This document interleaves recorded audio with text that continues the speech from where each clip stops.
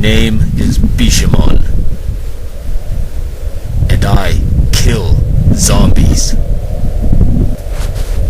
Through the frozen post-apocalyptic wasteland, I seek them out, and they seek me out. And when we meet, I offer them salvation. My weapon of choice, the Hanwei Tactical Wakizashi. Compact, agile, always ready.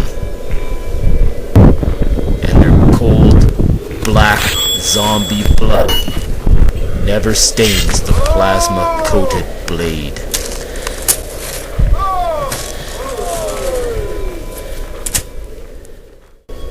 This is the Tactical Wakizashi from Hanwei. I think that if the samurai had the materials and techniques that are available today to make their weapons with, this is what they would have made for their short sword, their sidearm.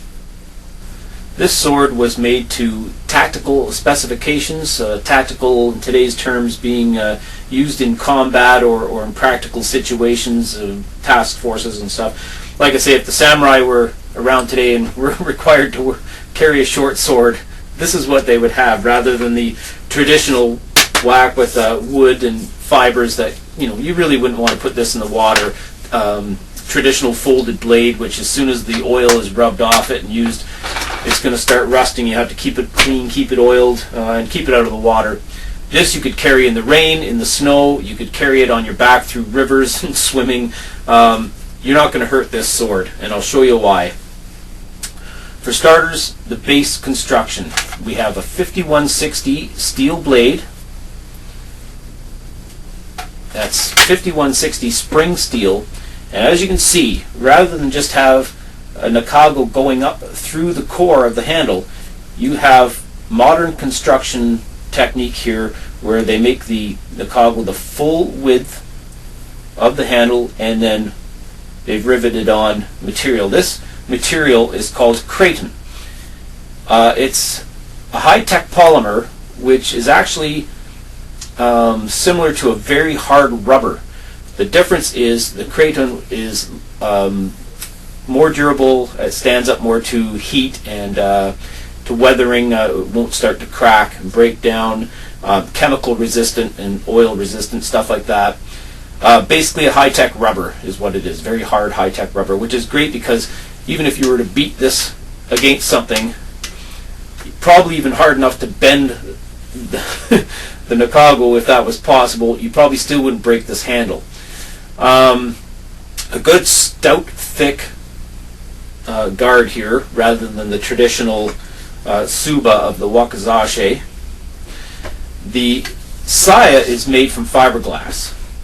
Now, not only will the fiberglass be lighter, it's very, very tough, and it's waterproof. You could fill this thing full of water. Actually, you can't, because there's a hole in the end of it, which makes it great, because if you did carry this through a river and that, you just take it out, wing it out, blow it out, whatever it takes, you wouldn't have any water in there.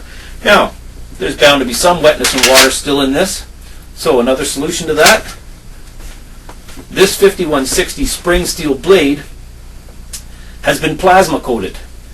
There's several different techniques and materials used in plasma coating. I'm not sure which one Hanwei has employed to do this. There's like an electromagnet kind of thing, then there's a high heat spraying technique. One of them will coat the blade with a good solid bond, and the other technique will actually coat the blade but actually embed itself right into a layer into the surface, bonding it in. These plasma coatings are very, very durable, very hard and strong, and this blade will resist corrosion and rusting. I'm actually going to put some material on it, some water or something on it, and let it set out. I've done that with this other sword, seen how fast it rusts. We're going to see if this rusts. Anyway, this is a very agile, light little wakizashi. It's 1 pound 12 ounces, so just under 2 pounds. It's got a 20-inch blade. I think it's, what did we say, 31 inches overall. Point of balance is somewhere around 2¼ inches. Very lively, light. And the great thing about a wok is they're small and light enough that you can use them with one hand. But you can also double up on them and get in some real thrusting with it, some real slicing with it. This is a great little weapon. I think when the inevitable zombie apocalypse comes, you might want to have one of these at your side. This is a great little sword. This one comes to us from Kult of Athena, and they run about just under $120. And also, this paracord here, apparently it's long enough that you could unravel it and actually sling this up over your back, over your shoulder and over your back to carry it. I mean, paracord getting wet isn't going to bother it. It'll just dry out and it's not going to affect it. Very strong. Like I say, tactical weaponry is very cool. This is the first experience I've really had with it and looking into it. I really like it. I actually wish I owned one of these. Unfortunately, this one is going into the very next contest at United Backyard Cutters, and one of our members is going to walk away with this lovely little tactical Wakizashi from Hanwei. And stay tuned for another video where I'll give you the details on the contest.